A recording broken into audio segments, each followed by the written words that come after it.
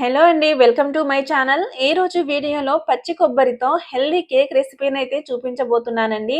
ఈ కేక్ చేయడానికి మైదా, షుగర్ లాంటి ఏమి యూజ్ చేయాల్సిన అవసరం లేదండి. కేవలం బెల్లం, గోధుమ పిండితోనే హెల్దీగా చేసుకోవచ్చు.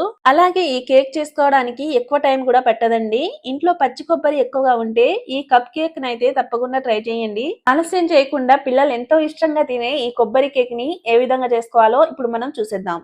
ఫస్ట్ మనం ఒక మిక్సీ జార్ తీసుకొని అందులోకి పచ్చి కొబ్బరిని వేసి గ్రైండ్ చేసుకోవాలి. ఈ కొబ్బరిని గ్రైండ్ చేసేటప్పుడు మిక్సీని మధ్య మధ్యలో ఆపుకుంటూ కోర్స్ గా గ్రైండ్ చేసుకోవాలండి. ఈ కొబ్బరిని మరీ మెత్తగా కాకుండా ఈ విధంగా అయితే గ్రైండ్ చేసుకోవాలి. కొంచెం కోర్స్ గానే గ్రైండ్ చేసుకోవాలండి.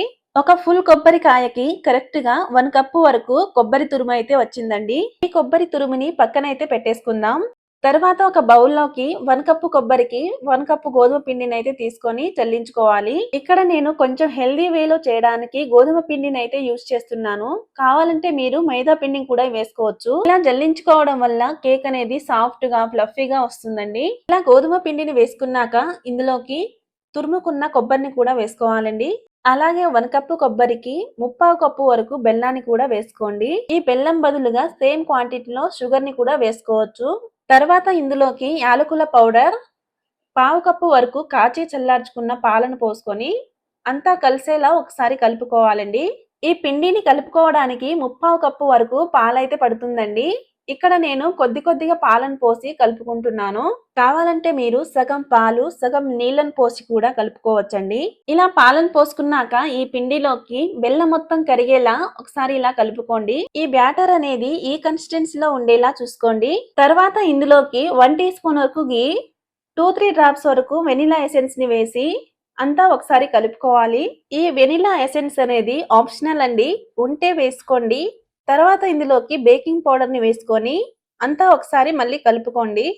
ఒకవేళ మీ దగ్గర బేకింగ్ పౌడర్ లేకపోతే ఇంట్లో ఉండే వంట సోడాను కూడా వేసుకోవచ్చు.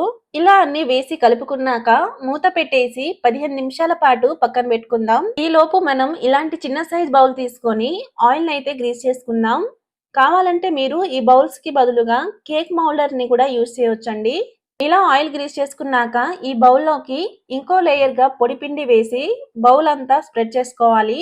చూడండి, ఈ విధంగా బౌల్స్ ని ప్రిపేర్ చేసుకున్నాక ఈ బౌల్స్ ని పక్కనైతే పెట్టేసుకుందాం. తర్వాత కేక్ బేక్ చేసుకోవడానికి ఇక్కడ నేను ఇలాంటి ఇడ్లీ స్టీమర్ అయితే తీసుకున్నానండి.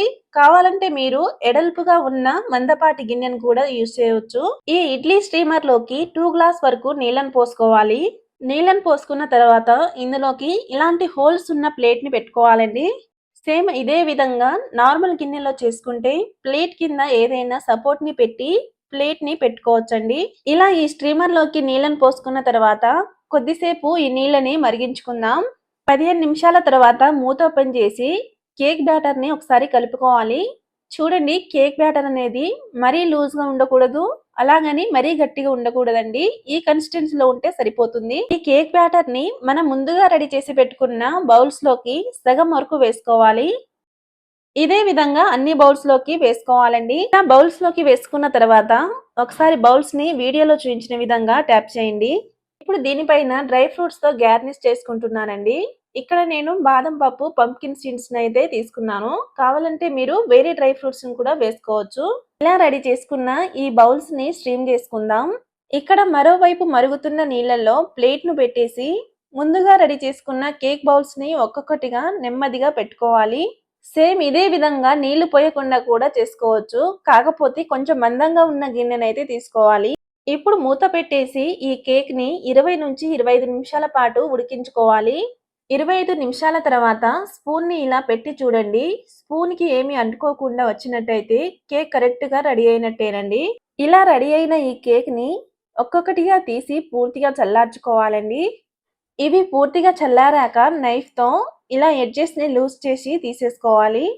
చూడండి, ఎంతో టేస్టీగా ఉండే కొబ్బరి కేక్ అయితే రెడీ అయింది. ఈ వీడియో కనుక మీకు నచ్చినట్టయితే లైక్ చేసి సబ్స్క్రైబ్ చేయండి. అలాగే పక్కనున్న బెల్ ఐకాన్